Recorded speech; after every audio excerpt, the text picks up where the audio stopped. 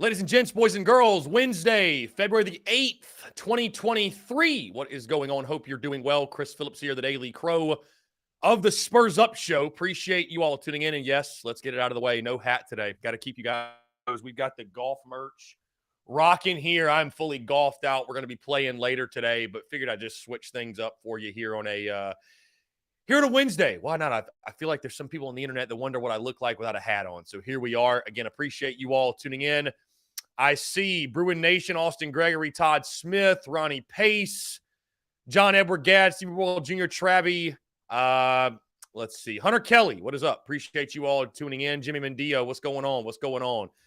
Yes, we got the golf fit going. Again, appreciate you all tuning in. Like I said, a lot to get into, and we're taking your questions, your comments, your calls, 843-790-3377. That's 843-790-3377. Of course, guys, as always, TDC brought to you by our friends over at Prize Picks. Go download the Prize Picks app or go to prizepicks.com.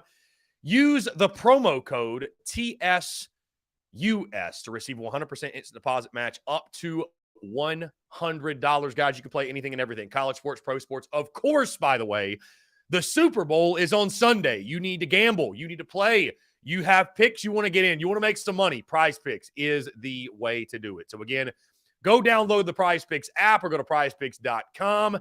And when you do, use that promo code TSUS to receive a 100% instant deposit match up to $100. Be sure to check them out and tell them that Chris from the Spurs Up Show sent you. Again, guys, appreciate you all tuning in. Bobby, I'm not quite 35, but I appreciate the sentiment either way. And again, like I said, I just normally rock hats because we sell hats. It's merch. You know, it's funny. 2 years ago almost, not really to the date, but April of 2021, I'll never forget when merch really started to pop off, right? And it was thanks to Beamer Ball and some other collections, Clem Sucks, other collections we had. But the point is this, you know, I started to realize you guys might have noticed over the history of the course of the business. And if you didn't, if you're newer, right?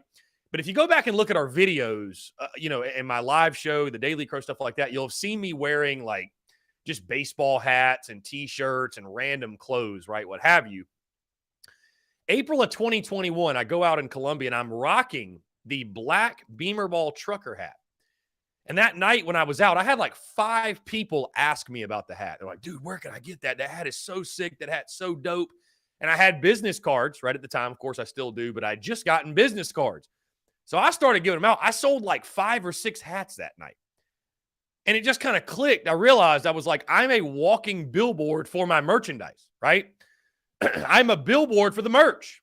So that's why you started to see me, and that's why I do. And I love rocking my own merch, obviously, but that's why I rock the hats a lot, because people like hats, and it makes a lot of sense. I mean, I can't tell you how many times I've rocked the Clem Sucks hat on the live show, made clips, created content with that on, and like you sell that. It's a beautiful thing, really, truly, when you think about it. But anyways, kind of beside the point, just thought we'd switch it up today, guys. By the way, this right here that I'm rocking, so I and this is going to be accomplished tonight. Hold me to it. It's on my calendar now. I do apologize. It's on my calendar. I've been teasing it a couple of times. I just haven't gotten around to it. But so this right here, this is the Adidas quarter zip that I was talking about. It is fire, ladies and gents. It is fire. We got the bar logo. I'm going to make some with Beamer Ball, Beamer Rattler, Clem Sucks, Ass Kicking Chicken. I mean, everything you can think of. Also underneath, I've got the Adidas, the polo, the Beamer Rattler polo. We got the full golf merch going. So I'm telling you, this stuff, I mean, it's this lightweight material. It's really, really nice for all my golfers out there. Everybody who wants polos, everybody who wants golf apparel, you want it for the tailgate, what have you. This stuff is phenomenal. I know it's not Under Armour, but Adidas is pretty badass also. So I will drop it on social media when I get it all uploaded. I'm going to do it tonight. Hold me to it. It's going to happen tonight. I'm going to get it done. I apologize that we have not got it completed to this point, but it's going to get done tonight. So again, I promise you that's going to happen. I've got it on my calendar, but really excited for our golf merch. Really, really excited for our golf merch. Again, any of you guys that want polos, whatever. And again, if you've got some suggestions, right? I'm going to upload all of our most popular designs. Ronnie, we'll have the quarter zip in white, black, and gray, which I tell you, the gray is a really nice, like a sport heather gray, whatever you call it. It's like that lighter gray. It's a really, really nice color.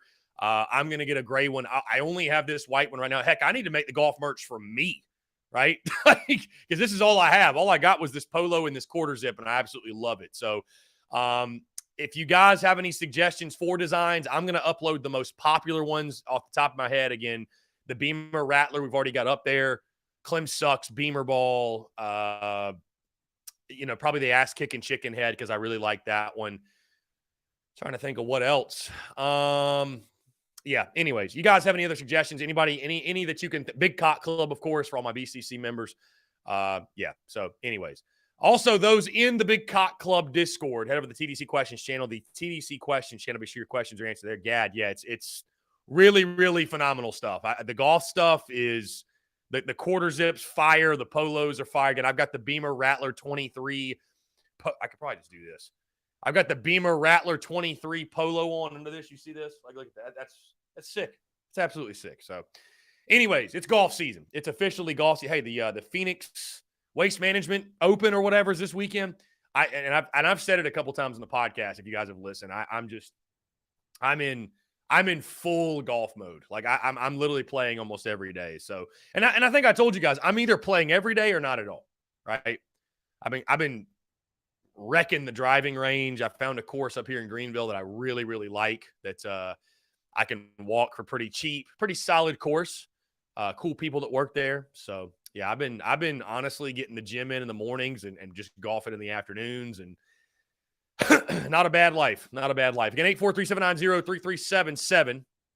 That's 843-790-3377. Court Cox with a tough one last night. Hard-fought game. It's weird, though. I don't know if it's because we actually played better or it's because my expectations are so low. But I tell you, I actually felt pretty encouraged. I do think this team will run into – I think it will break to the positive at some point very, very soon. I think this team will run into a win or two down the road. Again, you look, they are playing better basketball. I think we can all agree. They are playing much, much better basketball. So, we'll see if that turns into wins at some point. I think Lamont Paris's biggest challenge is keeping this team, mentally there, right? Not checking out, not just folding. And I don't think this team will, though. If they were going to do that, I think you can almost say at this point they already would have done it. Saturday's a great chance, though. Saturday at Ole Miss, who is right down there with you at the bottom of the conference. One of the worst teams as well. Your next two, really. Actually, next three. I don't know how good LSU is, but your next two for sure. At Ole Miss and Vandy at home. You could win back-to-back. Vandy at home is definitely – Vandy at home and Georgia at home are without a doubt going to be your two best chances to get a home win this season. That following Wednesday, you've got Alabama. I don't think any of us have high hopes and expectations for that one. Let's see. Lynn, I will check on the ladies' cuts on the golf wear. I will check. They might have ladies' golf polos. I could probably actually just check while I'm on here with you. I believe they have ladies' golf polos. And let me say this, like somebody like Lynn or anybody else. So I really try to, on the store, publish the merchandise that's going to be the most popular, right? That's why I do T-shirts, hoodies, hats, whatever. If you have a special request, for example, youth sizes, ladies' sizes or cuts, please reach out to me directly and let me know, because I can literally make anything, like pretty much anything with any of our logos. I can do onesies. I can do baby onesies. I've done baby onesies, right? But I didn't initially offer that on my store because that's so rare, right? I haven't sold that many of them, but I want to take care of everybody that needs them, right? Everybody that needs them. So if you guys have special requests, let me know. I can do it pretty fairly easily. I can get it added to the store and shoot you the link directly or what have you. It's a pretty simple thing, but I got to know, right? I got to know. Travis Allen, put a hat on. I'm letting the mullet breathe today, my guy. Letting the mullet breathe. Travis says LSU 12-11, 1-9. Okay, so we ought to have a good chance. So the next three, we got a good shot. next 3, we got a pretty good shot, right? You know, we got a pretty good shot to grab a win or two. Why not? So looking forward to it. Anyways, guys, 843-790-3377. Do want to hear from you here on this Wednesday, this hump day. And we do have our good friend Mark Ryan. He will be joining the show at 12:15. We're going to talk some Gamecocks. We're going to talk some college baseball, of course. We're also going to talk some Super Bowl. Eagles and Chiefs. Not that I know a whole lot. I'm going to really give Mark the floor there, but I know that that's something that he wants to touch on. So Travis Ellison looking like a stranger. Yeah, this is me without a hat, my guy. This is me without a hat. Just want to keep you on your toes, my guy. Just want to keep you on your toes. Jonathan Hall, yeah, the baseball preview show will drop on Monday. Full prediction, projected starting lineups, starting rotation, everything. Austin Gregory. Mark Ryan is a Florida graduate. I like, here's the funny thing. He gets a rap of being a Clemson fan. See, here's the thing. Gamecock fans, they just don't pay attention to all of his content. Mark pisses off the Clemson fan base, the Clemsucks fan base, almost just as much as he does the South Carolina fan base. Yeah, he actually does. So no, from my experiences with Mark, while it is a fun thing to say that he is a Clemsuck guy, here's the thing. I don't think Mark would get as bad a rap for being a Clemsucks guy if he was not in Greenville.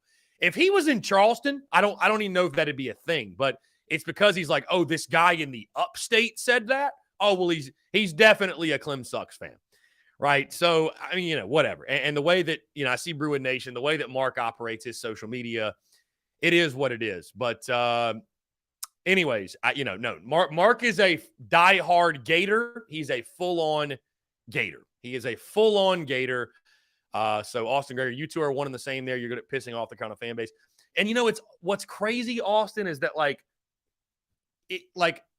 I really genuinely listen. I feel like I'm pretty self-aware. And I think to myself, and I'm like, I feel like the reactions to the things that I say about the Gamecocks, it's like, it's 1,000 times worse than it should be. Like, there are so many times I'll give a take, and I'm like, I don't even think this is a hot take. Like, I think this is a pretty normal, rational take, right? There's been plenty I've had over the years where, I've thought that, and all hell breaks loose. And I'm just like, I don't even think it's a hot take. Like, my thoughts on Jordan Burch before the season started about hey, this is a really big year for Jordan Burch, one more slack year and some will label him a bust. That wasn't even like a hot take. Like that wasn't a hot take. People went so over the top with it though. It was crazy. So anyways, that's sort of beside the point, but no, Mark is a Gator for sure. But anyways, Jonathan, the full baseball preview will happen on Monday. Really excited for that. Of course, no TDC Monday, Tuesday, Wednesday. I will be out of town, but the podcast will definitely drop. We'll have all the content. I'll have all my predictions out. Really excited for it, man. Really excited for it. And we'll be back at it in studio Thursday of next week for TDC. And of course, the podcast will drop Thursday with a full series preview. And I'm really excited. Today also, I'll be selling Mark Ryan on why college baseball is great. Do y'all have any suggestions? Do y'all have anything? I want to take some suggestions from the audience before I get Mark Ryan in here. If you were trying to sell someone on the sport of college baseball, what would you sell them on? I've got some things off the top of my head, and I think it's tough because baseball is a bit of an acquired taste. Like, I don't think you can really make people like baseball. It's kind of like you like it or you don't, right? If you're an adult and you don't like baseball, it's tough to turn someone onto it. But I think college baseball, I think there's a lot of draws to it. And again, we'll talk with Mark about that here. I'm going to go ahead and send him over the link. If y'all have any suggestions, though, I think that, I'm just talking Bruin Nation. I'm just talking college baseball as a whole, the sport as a whole. Like, what makes college baseball? Why should someone who doesn't like baseball watch college baseball? You know what I mean? So, Mark looks at your comments. Leave the comments. I'm curious. I'm very curious to see if anybody in the comments can also help and assist in convincing Mark Ryan that he should give college baseball a chance. So anyways, really excited. Going to go ahead and close up the phone lines here. Mark is about to join us. Bobby says you're a communist if you don't love college baseball. My goodness. Well, there you go. And again, I actually, guys, I apologize. I just realized that the phone lines have been closed since the start of the show. Thankfully, I don't know if anybody has called in. I don't know who this is that's been trying to call in, but I do apologize. On the other side of Mark Ryan, I will have you on the show. I apologize. This 843 number. This 843 number. Yeah, I think the atmosphere for sure. I will say this to Mark's point. I don't know. I forget if it was on radio, if it was on. It might have been on here last week when he said that the South Carolina Clem Sucks baseball game in Greenville was like one of the most intense atmospheres he's been a part of. Right? Even counting football. So, and those of us that go to those, man, you can attest to it, right? It's a super regional type feel. And what I mean by that is that, in the regular season, you're locked in, right, for sure. But there's a different sense of urgency in that Carolina Clem Sucks series where it's like you're hanging on every single pitch. Every pitch matters. Every little thing. Like winning feels like life or death. You know what I mean? It's got that super regional, that postseason feel, if you will. It really does. So, yeah, anyways, again, we're waiting on Mark Ryan. We're going to talk a little bit of college baseball. We'll talk some other things as well. They also had a great interview and conversation with Mazeo Bennett earlier this week. The Gamecocks 4-star wide receiver commitment for the 2024 class. Really, really great stuff. And, yeah, excited to hear his takes on that. Andrew Murphy, where were you and Whit walked it off? Yeah, that's a great question, Andrew, and a great story. So, I had just finished up my freshman year at Newberry, and I was going to summer school, summer classes, getting some extra credits, whatever. But I was at home. Just watching in the living room in the dark, basically, right? And I'll never forget when Whit hit that walk-off, and it was almost like I didn't even have a reaction. I was just like, and I didn't scream. I didn't yell. It was like one of those surreal moments. It was one of those surreal moments, right, of your fandom where you're like, this just happened, right? This just happened. That being said, guys, of course, every single Wednesday we bring him on. He is the host of Offsides with Mark Ryan every single day, Monday through Friday over the Fan Upstate 3 to 7. Very excited to be joined by the man himself, Mark Ryan. Mark, what's going on, my friend? How are you? My Gamecock friends, what is good? How are we doing today? Listen, we're keeping it positive on a Wednesday. We're over the hump, so we're not going to spend a lot of time on Gamecock basketball. Okay? Yeah. We're keeping it on the level, man. Keep it on the level. Looking on the bright side. What's good, man? Absolutely. What's going on, man? I appreciate you tuning in. I will say this to start on that, though. We won't spend a lot of time on it. I thought they played better. And you look at the upcoming schedule, I think there are some winnable games. I will say this, and I was going to get into this in my show. We haven't touched on it yet, but I applaud Lamont Paris for making a point with GG Jackson. I do. And I think it was, listen, he sat in for 4 minutes. It's not like they suspended him for a whole game, but I thought that actually played really well. GG Jackson responded exactly how you'd hope, if not better. All things considered, I did think they played better last night, which, again, Lamont Paris, I think, desperately needs for this team to show some improvement. But you got some upcoming winnable games, Mark, with you got Ole Miss on Saturday. You've got LSU upcoming. You've got Vanderbilt at home. Those are all teams at the bottom of the league. But, again, we don't spend a whole lot of time, but I thought all in all they did look better last night. Well, what I would say is this, Chris. You got it. The only way to look at this basketball team is through a big picture lens, right? Obviously, the team isn't going anywhere this year. I know, Chris, that you kind of focus on the micro. You focus on the day in, day out. I'm only looking at the big picture. And so I don't judge Lamont Paris in any way, shape, or form by what happens this year. I will tell you that I do not think that the GG Jackson outburst was a big deal at all. That's been our MO on our show. And like, Chris, you and I have had spats. Anybody in a competitive industry has spats. I'm more concerned if they don't give a damn. You know who really stains my Hanes, burns my brownies? Those people those if you ever zoom in on the sideline on the bench, people cracking jokes when you're losing by 22. Yeah. Those are the people that get me. I'm never upset at the guys who have spats or have dust ups because they're actually really passionate and upset and they care, right? You know, Lamont cares. You know, G.G. Jackson cares. They have a difference of opinion. They're frustrated with what's going on. They've lost more than they ever have in their entire life. So, you know what, man? Show me that fight. Show me that you're pissed off. I'm going to show you I'm pissed off, Chris Phillips. I love it.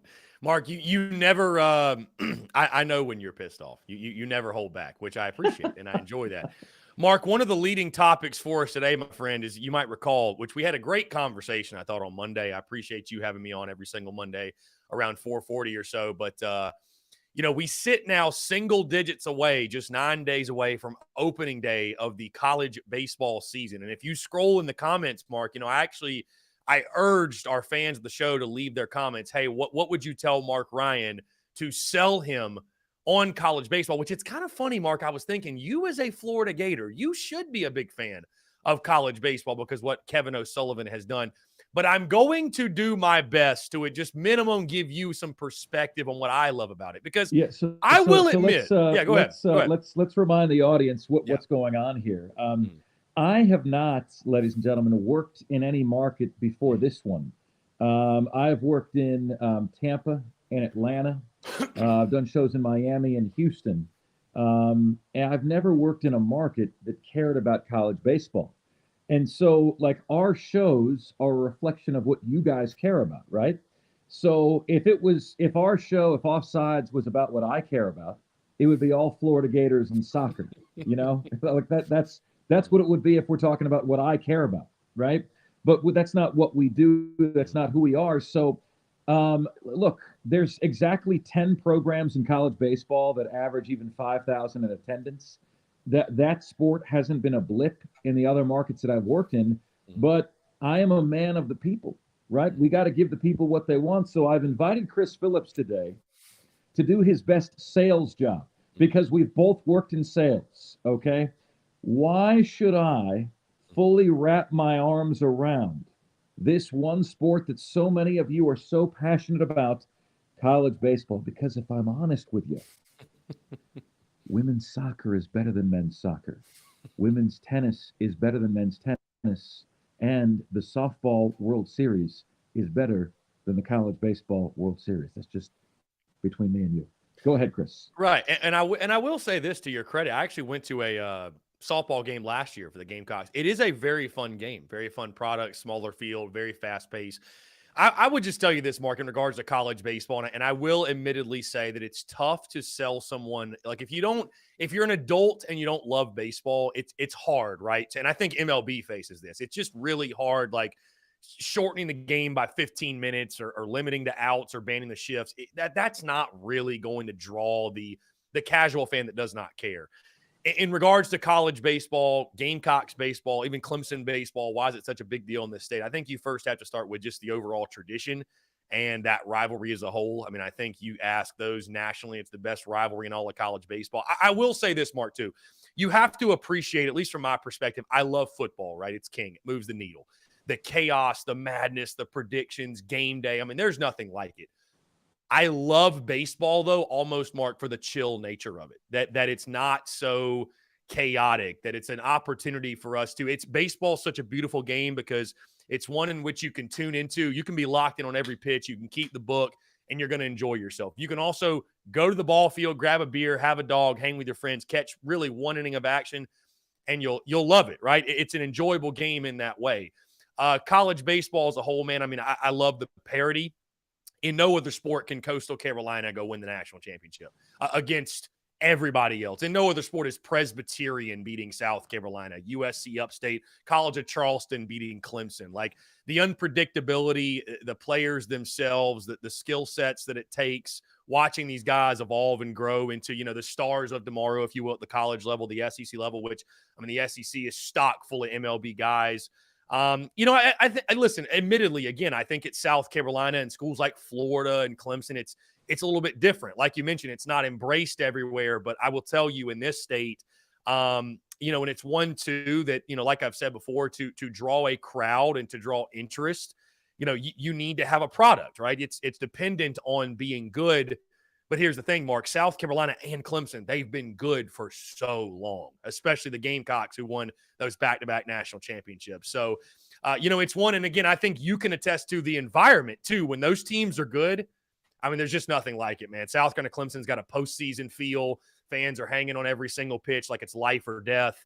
So, and again, I think the game as a whole, man, where football is about, I love football, where it's about brute strength and size and speed. Baseball's such a skill game. It's such a strategy game. And it's one, I do think you have to appreciate the small nuances of the game. But if you can do that, if you can find yourself doing that, listen, I'm not trying to convince you to give a damn about South Carolina, UMass Lowell next weekend or Bethune-Cookman. But if you watch during SEC play, it is a really, really good time. And especially, of course, I know you'll keep an eye on that South Carolina Clemson rivalry series. But I think if you keep a close eye on it, especially if you go to some of those games, the South Carolina and the Clemson games, I think you'll find an appreciation for it that you didn't expect. I'll tell you what, Chris, I'm already this morning trying to back channel, get myself into that floor field Clemson South Carolina game. Okay. So you may not have to sell me too much on it. That is a hot ticket, and it's already proving harder to get in than I previously considered. But here's one thing I will say for baseball as a sport, right? It's the one sport where if you're at the game and your team is getting smoked, you can still have a good time, right? Like there's such a difference between watching it on TV and being there. If you're watching Clemson, South Carolina on TV, Chris, and Clemson is winning 6-0 in the 6th inning, you're not having any fun. If you're there, right, you've got the sights, you've got the sounds, you've got all of your senses heightened, right?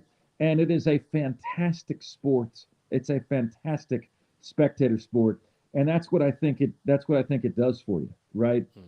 And I like this rivalry. And I'll continue to say this, and these comments are cracking me up. Put the bottle down, Mark Ryan. Blasphemy, one commenter says on the show here. The single best sporting event that I've been to since I've been here was 2019 floor field, Clemson, South Carolina baseball. It was like I was put into a time capsule and transported back to the 1960s with that environment at floor field, with the fan base, with the stadium split. Man, that was absolutely incredible, and I'm trying to get the wifey into the game this time around, Chris. I'd like to get her into experiences because it's the single best sporting experience that I've had since I've been here.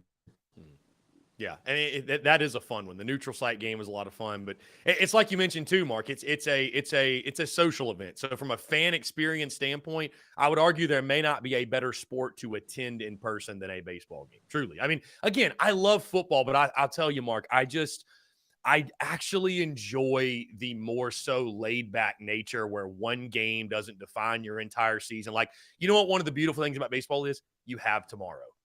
Like you have tomorrow. If it doesn't go your way today, you can bounce back tomorrow.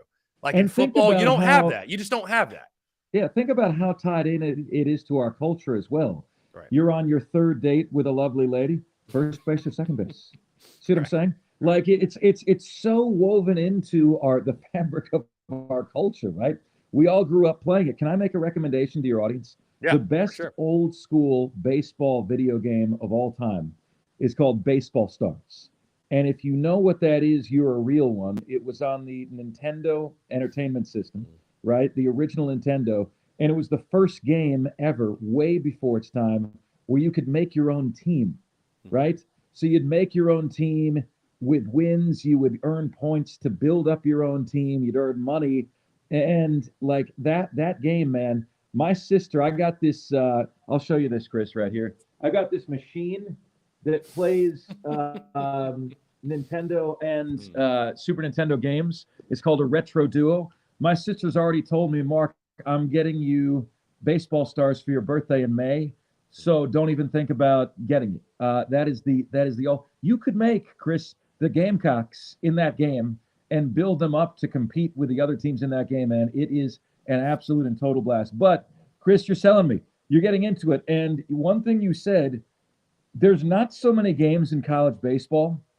How many do you play in a season before the postseason? About a 50? 57, 58 game regular season, something like that. Okay. So the games matter, Yeah. right? It's not do or die, it's not life or death, but they matter, which is more than I can say for the 162 game MLB regular season. And what's changed societally for us is that we no longer have time for events that don't matter.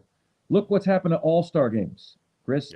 The Pro Bowl just changed up their whole format, still got no ratings, right? Why? Because we don't have time for things that don't matter. MLB has to try to figure out how to make their games matter, and they don't want to do it because they don't want to lose the revenue stream of all of those games. But we just, when it's one of 162, we don't care.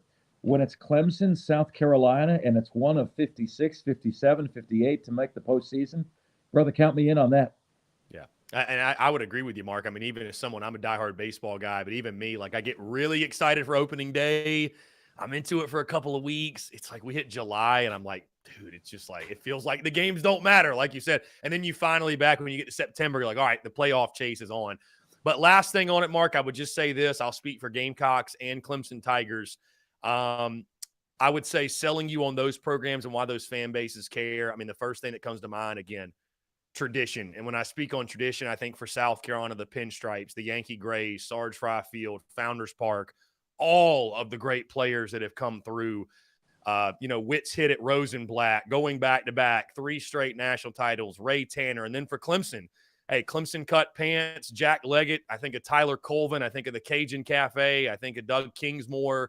I mean, the list just goes, it's the tradition really that, like anything else, it's the nostalgia and, some of those things that we love about college football so much. College baseball does have those as well. I think you have to dig a little bit and you will find them for sure. Hey, Mark, let's switch up really quickly because this is breaking news within the last hour. I've got to get your thoughts. Florida running back Trevor Etienne has entered the transfer portal. Your immediate thoughts on that? Aren't we done with this transfer portal thing? I thought the portal was closed. Is there ever good news on this stuff, man? Is there ever good news? I'm just, Chris, it's ruining college sports, man. It really is. We had Tom Luganbill on the show yesterday, and he was more outspoken, Chris, than I ever expected him to be. He said flat out, it's an obligation to play in bowl games. It's an obligation. It should be written into your scholarship to play in the bowl games. I can't understand why you wouldn't do that. He said, December in college football is a mess. The transfer portal should be all wrapped up before signing day. None of these things with the coaches leaving and the transfer portal and National Signing Day, none of them should overlap like they do. And he said it just creates, these are my words, a cluster bleep of a situation, right? Where it's you don't know which direction is up anymore. So yeah, Chris, like I'm so disenchanted by the whole thing. Can you tell me when the transfer portal reopened? I mean, I thought it had closed by now. Didn't it close recently? Well, I think this news is out of left field. It feels like I'm awaking from a bad dream getting this news today, Chris. Yeah, I think guys can just enter the portal whenever they want. I don't know. I thought it was closed and it reopened in like May. I have no idea. I really don't.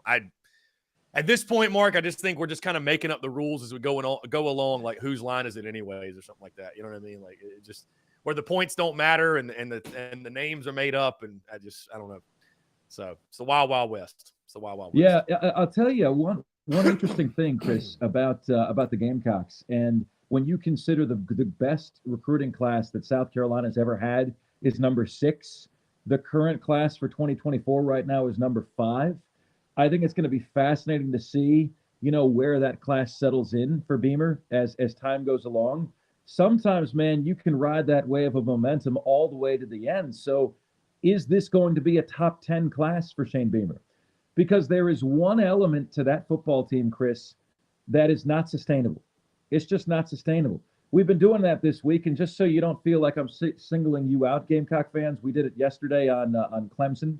Clemson has had back-to-back years, Chris, with their leading receiver having 600 yards and 500 yards. Okay, their leading receiver. When they were in their heyday, okay, they were having 1,000-yard receivers every single year. If your leading receiver has 514 yards, brother, that is a major issue. That is a major problem. So there's only so many ways you can put lipstick on that pig, right? You've got to get back to chucking the ball down the field. The smoke and mirrors element to what Beamer is accomplishing is this, Chris. Last year, South Carolina's rush defense 117th out of 131 teams. Last year, South Carolina's rush offense 106th out of 131 teams. Like, I could probably list Shane Beamer might be the only program in college football history that had those stats and finished the regular season 8-4, right? I mean, think about that. Run the football, stop the run. It's something that you've been told, I've been told, we've been taught this our entire life. And the Gamecocks were really bad at both of those two, really bad. Like, how do you finish 8-4 with those two stats, right? Like, if you tell me 107th in rush defense, 106th in rush offense, I'm telling you that's a 4-8 football team at best, right? So that is the thing that needs to get corrected immediately. It's also, in my opinion, the biggest burning question heading into the offseason for South Carolina, because it's like, what? Jordan Burch took the bag. Marshawn Lloyd took the bag, right? Those were two of the guys that could help solve that problem. So who does that fall on now for next year? How do you go from 106th to top 50? How do you go from 117th to top 50? Because, man, when you do, the sky is the limit for what this team can do. If you're already shocking the world with those numbers, imagine what you can do when you get that addressed. Indeed. We talk a lot, Mark, on this show about run the ball, stop the run. And listen, I agree with you. With those numbers, it's wild to think this team found a way to get to 8-4. By the way, Mark, I do want to give you some good news. Listen, it happens to the best of us. I got. Apparently, the Trevor Etienne tweet was not real, and it is a fake On3 Sports account. So rest assured, Trevor Etienne has not entered the transfer portal. I hereby retire from this profession effective immediately. I'm no longer interested in I'm getting news from you and the people in the comments right now when I'm on this show. I blame Gator fans are on Twitter like freaking out, and so I just assumed it was real, and I went and looked, and it's a fake account. So my bad, Mark. I didn't mean to startle you in that way. Chris, nothing startles me anymore, brother. I mean, does it startle you? No, it just like I fully believed it. I was like, that's normal. Is depressed, right? It depresses you. Yeah. It's just like Jordan Burch, Marshawn Lloyd. Oh man, you guys are starters. Trevor Etienne, you're starters, right? You know, the moment that Mark and Chris got 12:39 p.m. On Wednesday, February 8th, 2023. Well, you're running. Duncan, by the way. Yeah. Hey, Madison thinks this is hilarious. Yeah. Your running back room is safe for now, Mark. Hey, you guys were had a fantastic conversation with Mazeo Bennett. For those who may have missed it, highly encourage you to go listen. But can you give us just kind of a brief summary of that conversation and maybe just what your biggest takeaways were from him? Because I saw your comments on social media and it sounded like you guys were really, really impressed with how well spoken he was and also his glowing reviews of Shane Beamer in South Carolina. Yeah, that's really what stood out to me. You know, I said, I asked him, look, if I'm on a dating app when I was single and I'm talking to girls, you're always trying to figure out as a guy, how often do you text, you know? And like, we've all been on the other side of that, Chris, where someone texts you too much or too little. And, you know, it's a feeling out game. And he goes, man, there were a lot of coaches. There were a lot of coaches out there that bothered you, borderline harassed you. Diesel and I detected, Chris, a system that he has to weed out all of the BS that he gets, right? Mm-hmm. When we called him, he had a system to get us through, that showed that he was really proficient at weeding out people that he didn't want to talk to. So I'm not going to let his secret out of the bag to what that system is, but it was really interesting, right? Number one wide receiver in South Carolina. He said, I asked him point blank, what is Coach Beamer doing that is different from anybody else? And he said, man, he was consistent from day one. He said the interest level never changed. Now think about that, Chris. You start having a big year. all of a sudden one school is flooding you with a lot of attention and come see us and everything. And he said that Coach Beamer was steady Eddie from beginning to end. And Chris, going back to the dating game, that's the person you marry, right? I mean, the person that is consistent with you, that is not hot and cold, whose interest level doesn't go up and down. And he said Coach Beamer from the very beginning was a friend, was a mentor. We talked about life, we talked about sports. And I know this doesn't sound like earth-shattering or revealing stuff, but in the world of recruiting, it is. These guys don't have a lot of friends, Chris. These guys, he said it's a really stressful process, and it's a bunch of people that you don't really believe they're out for your best interest, right? And Coach Beamer established from the get-go that he cared about him, that his interest level was consistent, and that he could talk to Coach Beamer about anything. And when you're wondering why the relationships help you land a Bennett, number one wide receiver in South Carolina, help you land a Nick Harbor from the DC area, right? You're starting to learn about what Coach Beamer is doing well, what separates him from the competition, right? And that it is that consistent interest that never wavers from beginning to end. When I found that, Chris, in November of 2021, I was sitting across from my wife, right? And that's the same decision that Bennett and Nick Harbor just made. And you think, too, that consistency, Mark, because, Mazeo Bennett at one point committed to Tennessee. And the fact that Shane Beamer did not, like you said, he was consistent. The energy stayed the same. Obviously, it worked out well for him in the end. And now Bennett is committed to be a Gamecock, and a huge get for sure at a position of need for South Carolina. And, of course, with their great history and tradition with wide receivers, I think we all have high expectations for what he can be in Garnet and Black. Mark, this has been a pleasure. Last thing before we get you out of here, of course, it is Super Bowl week. Eagles and Chiefs, we're all going to be watching the big game on Sunday. Eagles are a 1.5-point favorite in this ball game over Patrick Mahomes. Jalen Hurts, of course, going for his first. I was listening to you, Mark, when you did the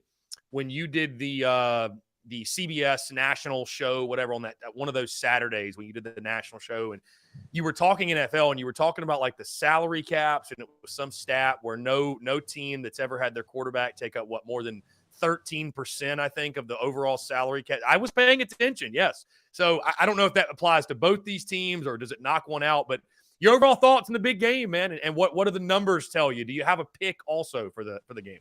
That is the key stat I was going to share with your audience, Chris. So I'm glad you brought it up. This is crazy, Spurs Up Show listeners. Nuts. Are you guys wearing socks? Because I'm about to blow them off. Are you ready? Here we go. You want some wine with that cheese? I got some for you. Never in NFL history since the salary cap era has a team won the Super Bowl with their quarterback making more than 13% of the salary cap. This year, that cap is $208.2 million. So your cap hit for your quarterback, right? Now they can do that creatively, Chris. Sometimes you can have a quarterback making $40 million, and then they manipulate the number so that the cap hit is, lower, right? So that happens a majority of the time. The cap hit has to be $27 million or less, right? Mm-hmm.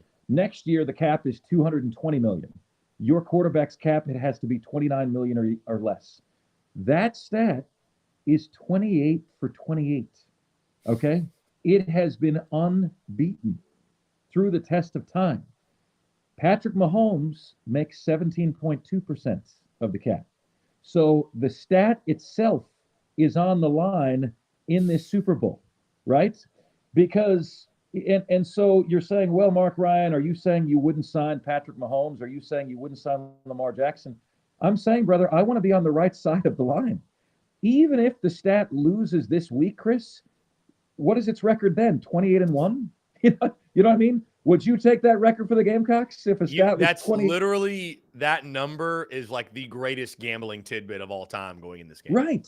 It really is. It really is. When it comes to the Kansas City Chiefs, what that number for Patrick Mahomes meant is that they lost Tyreek Hill, right? That's what that meant. They become much less dangerous on the outside. They lost their Nick Harbor, right? Because of the money that Patrick Mahomes is making. So that is going to be fascinating to me because Jalen Hurts is on his rookie deal. Obviously, he's making less than 13% of the cap. And I think the Philadelphia Eagles have the best football roster in the National Football League this century. I'm not lying to you, Chris. That's not hyperbolic. Number one offensive line in the league, number one defensive line in the league. They have the third most sacks all time. First time ever in NFL history, 4 different players with double-digit sacks. They have a top 2 wide receiver tandem, A.J. Brown, Devontae Smith. Only Cincinnati's is better. And they have a top 4 secondary. I can't even tell you, Chris, how good Jalen Hurts is, because he's playing in a system with just stacked upon stacked upon stacked roster surrounding him, and a head coach who's calling an offense perfectly suited to his strengths. Credit to him for being a great leader and for being coachable and all that stuff. So I'm going Eagles, Chris, because I think 1 through 53 is going to overcome the difference between Patrick Mahomes and Jalen Hurts, especially an injured Jalen Hurts. But watch that stat, and remember, that stat has been undefeated through the test of time. It is 28 for 28. The only quarterback who ever won a Super Bowl making more than 13% of his team's salary was Steve Young, Chris, and he did it before the salary cap era, where the money you paid a quarterback didn't even matter because there wasn't a salary cap at that time. So when you had to be careful with how you spent your money, if your quarterback makes over that number, he's never won a Super Bowl, brother. So give me the Eagles. Fly, Eagles, fly, baby. Madden did a simulation on this game, Chris. It was 31-17. I know you're interested in that because I know we're a couple months away from the Chris Phillips Gamecock simulation tour that is coming your way. So I am going to go Philadelphia 28-23 over Kansas City. That's my score. Book it. The stat remains undefeated, my friends. Like I said, I think it's the gambling tidbit of the century, man. Because like you mentioned, hey, the stat, even if it loses, it's 28-1. So I'll go with it next year too, and the next year. Chris, let's quickly go over some of these comments here if we can. Madison Duncan says, Mark, thank you. You're welcome, Madison. I have no idea at this point what you're thanking me for, but I do appreciate it. Babes and Waves says Eagles. I'm imagining, is on the right side. Mark, we need to know. You are a South Carolina guy now. So vinegar, mustard, or ketchup barbecue. What is, Chris, the kind of orange or yellow barbecue sauce? What is that one? I think that's mustard based. I'll be honest with you. I'm not a barbecue expert either. I just love barbecue. So yeah, it's a mustard. Gamecock fan says Chris looks like a bad chef at a struggling restaurant. Nice hairline. Hey, the nice hairline could apply to me as well. Look at this, man. Look, I got the Italian receding thing going on here, man. Okay, be nice. Let's see here. Madison Duncan says the Eagles. Sorry, just left everybody. Man, you get a lot of comments, Chris. Yeah. You get a lot of comments. Congratulations to you, brother, for what you've built. This is amazing. You got all these people just showing up in the middle of their day, out of the middle of the day. You could write someday, man. When the book of Chris Phillips is written, you gotta write a chapter in it. And also, congratulations to you. Your downloads, 46,000 downloads for the month. Does that include people who scroll over you on Twitter, or is that only on Apple, or solely just on iTunes, Spotify, Stitcher, Google Pod, like actual podcasts, and a download's a play basically. So that was a record for us in the month of January. You know, obviously during football season, we're peaking out about 65, 70,000 downloads a month. You know, of course, it's football season. But yeah, that was the record for January. So, which I think, again, the audience continues to grow. The interest continues to grow. Winning helps. Recruiting success helps, as you and I both know. But no, I appreciate the love, man. And I appreciate, obviously, everybody tuning in. It's really cool. And the community we've built with the Daily Crow is really, really special. So I appreciate you noticing that, and obviously what you built, Mark, is special as well. And hey, I tell you this, for next week, do your homework, my friend, because it's opening day on Friday, and we're going to be talking about the UMass Lowell Riverhawks as the Gamecocks get their season go. No, I'm kidding. I won't subject you to that, my man. The old Riverhawks come to Columbia, so we'll get the season rolling.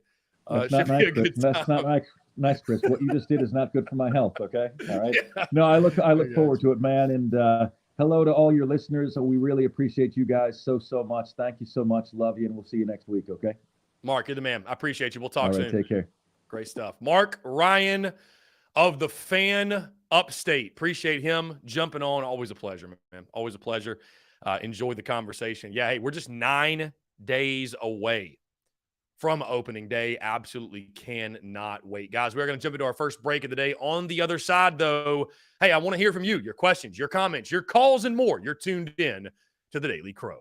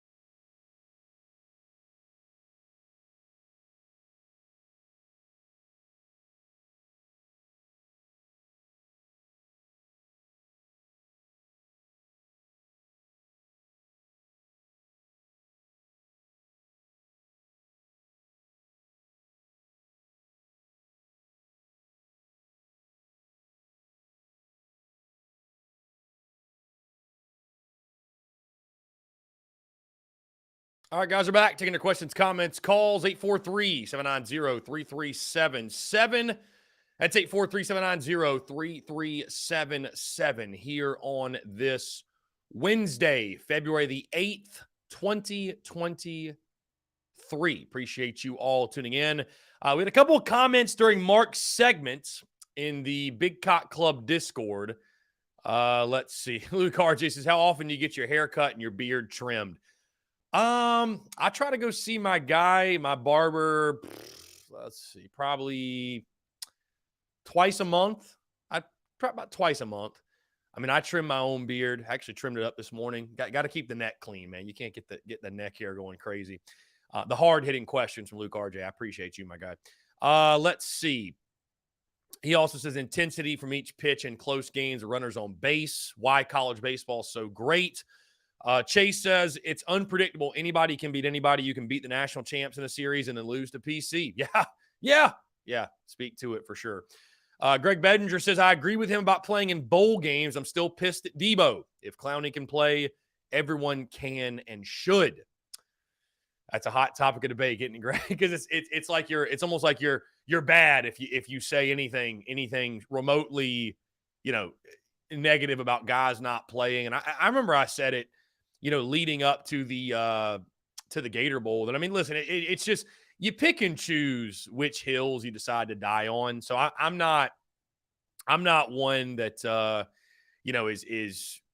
is going to, like, if a guy wants to opt out of a bowl game, so be it. You know what I mean? I gave my perspective on it over December that, it just seems kind of a weird thing. Like you give your blood, sweat, and tears.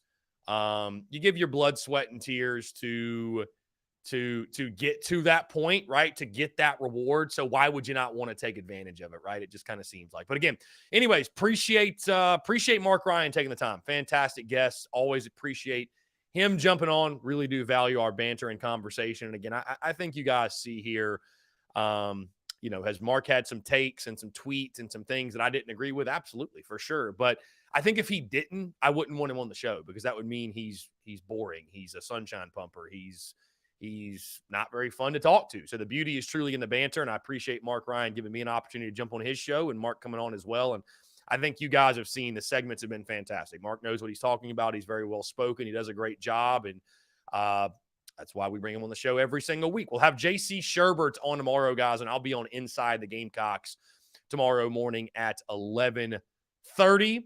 Where did you see Jordan Strawn? Did he post something?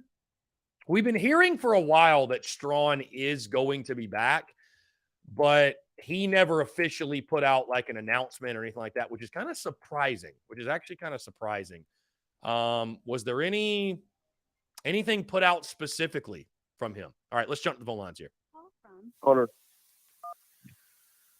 what's up, man? How are you? I'm good, man. What about you? I'm doing fantastic. Appreciate you asking. What's going on? Yeah, so I seen the video where Spencer Rattler was talking to Chris Clark and Wes Mitchell and all on their show. I know he was talking about where they're going to do more tempo and not look at the wristband as much and not get in the huddle. That's what I like. I mean, they should have done that years ago, and I don't know why they didn't. But yeah, I mean, less thinking. Yeah. I mean, I definitely think we all agree that the whole get up to the line and look over to the sidelines and go from there was just not the way to go last year. It seemed like when they simplified things and they played with tempo and they just kind of let them go play ball and let them play free, it worked. So, that's why I said when Dowell Loggins was higher, I don't really know. I don't think the offense is going to look that much different than, I think they want to continue to do what we did the last 2 weeks because it worked. It worked. So, that's good to hear. It's not shocking, but it is good to hear from them or from Spencer, I guess. Yeah, sure. They should have done that a few years ago or even freaking years ago when Muschamp was coach. So yeah. I don't know why. They're just now figuring that out. Yeah. No, for sure. But, and I love to hear that from Spencer, man. Like I said, I think you're going to see a lot of up-tempo. I think they're going to let him play free, play loose. I'd be shocked if they reverted back to any of the things that gave us so much trouble last year. I would expect, again, they're just going to let it kind of let it all hang out. And I think that is the best mode of operation for South Carolina football is let's play loose, let's play free, let's play with nothing to lose, and let's see where the chips fall, if you will. Yeah, for sure. I appreciate it, man. That's all I need. Hunter, you're the man. Thanks so much for the call, man. Yep. Yeah, man. Take care. Great stuff for our friend Hunter. Always a pleasure. We've gotten to hour number 2. Again, guys, appreciate you all. I will say this about the game last night. Court Cox, that was about as solid basketball as I've seen them play all year. I know it was in a losing effort, but it felt better. I will say this, though. GG Jackson did not start the game last night, and I applaud Lamont Paris for that. I really do. And I respect where Mark is coming from, that, hey, you'd rather a guy have emotions and care than be apathetic and just be checked out. But I think we all agree that the way that GG Jackson went about venting his frustrations, it was not it. It's just not what you should do. It was disrespectful. You can't go on a public platform and you're basically blasting your coach. That being said, totally fine. He responded the right way, but I thought it was very important, honestly, for Lamont Paris to establish and gain respect. Hey, I'm the head coach. I'm the head coach. We've got a certain set of standards here. We got a certain set of expectations. There are things you can do and you cannot do, and this is not going to be tolerated. So Lamont Paris, give you a round of applause, sir. I applaud Lamont Paris for dropping his nuts, for standing on business, however you want to phrase it, and just making a point. Again, he sat in for 4 minutes. He sat in for 4 whole minutes. So, I think it worked. I think the team played a lot better. I think GG Jackson played a lot better, 23 points for him last night. So all in all, I think that was important for Lamont Paris to make that statement. And again, the statement's been made. It's over. It's done with, what have you. But I was happy to see that. I was happy to see Lamont Paris because if he's going to be the head basketball coach of this basketball team for the long haul, if he's going to be that guy, he's got to have the respect of the players in the locker room, right? I don't think any of us want that Frank Martin disciplinarian, over the top, screaming, yelling, everybody in the gym hears you call him space cadet, whatever. But you also cannot be a pushover. You cannot be a guy that does not have the respect of the dudes in that locker room. And so I was really happy again to see Lamont Paris stand on business, if you will, and make his point. And again, I think it worked because GG Jackson had one of his better games of the season. Hayden Brown played well. It didn't go your way, but on the road against a team that's going to be in the NCAA tournament that you were a 13.5-point underdog against, I think all in all, you played pretty solid. Either that or my expectations are just that low where it just losing by 9 all of a sudden feels like a good result. Feels like a good result. So anyways, let's see.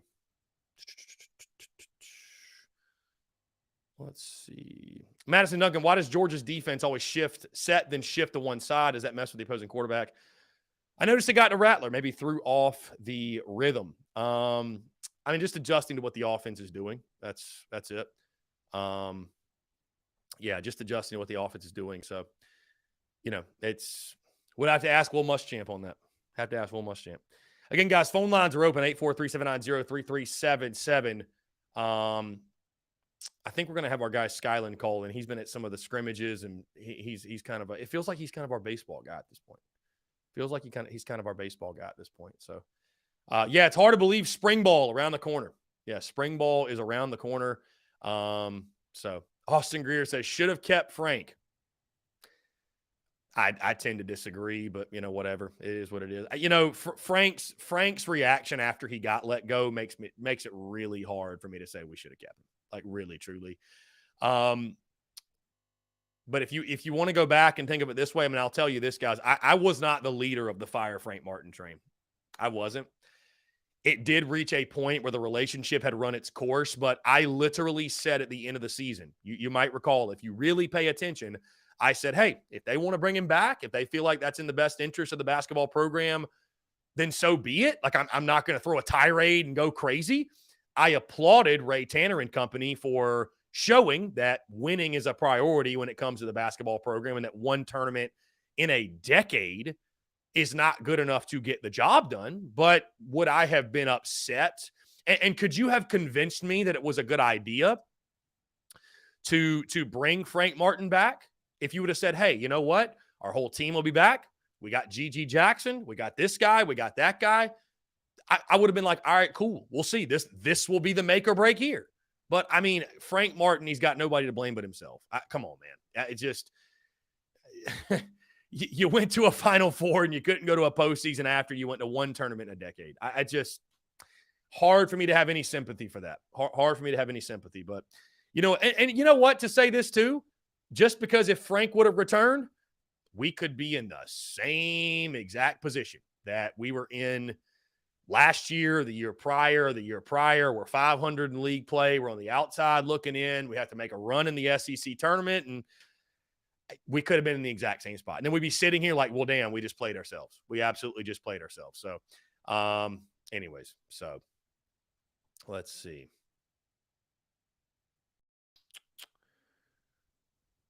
Anyways, 843-790-3377. Guys, you guys are more than welcome to call in. It's wild, though, that there are some, not many, but there are most definitely some that are very anti-Lamont Paris. I think it's the Frank Martin stands that were fired that were fired up that he got let go in the first place. So I think that's what it more so comes down to. And, and it is what it is. If you're still salty, man, it's just time to build a bridge and get over it. So let's see. Austin Gregory, which football coaching staff member has the highest amount of pressure on them to perform well this year, not counting August? I mean, it's got to be Jimmy Lindsey, right? I mean, it has to be. It has to be. Defensive line coach, Mark Ryan made the point. You have not been able to run the ball, stop the run. It's got to be Jimmy Lindsey. I just can't think of, I go around just thinking about all the assistants. Justin Stepp obviously is I don't think there's crazy pressure on Stepp. I think Stepp is pretty, I won't say he's untouchable, but he's done a really, really good job. Sterling Lucas is fine. He kind of just got here. Torian Gray's a legend. I think he should be basically on a lifetime contract. Lonnie Teasley will start his first year. The offensive line got way, much better under him. It's got to be Jimmy Lindsey to me. He and Monterio Hardesty probably both. I don't think Stepp has like an immense amount of pressure. I think Stepp's done a pretty damn good job. So, I don't think he enters in with the most pressure. It's got to be Jimmy Lindsey. I don't know why people don't talk Jimmy Lindsey more. I'm not saying we should pile up on Jimmy Lindsey and give him hell, but the numbers are what the numbers are. And if the run defense does not make or take significant strides, it's going to be concerning. And it feels like it's a tale as old as time where year after year after year, we feel really excited about the defensive front we have, yet the numbers just do not reflect it. So, and I think that's a I think part of that is being deficient at the linebacker position. We've been deficient there for so long. It's that's why we're improving that position in recruiting. And, Stone Blanton will be our guy in the middle. Pup Howard needs to play.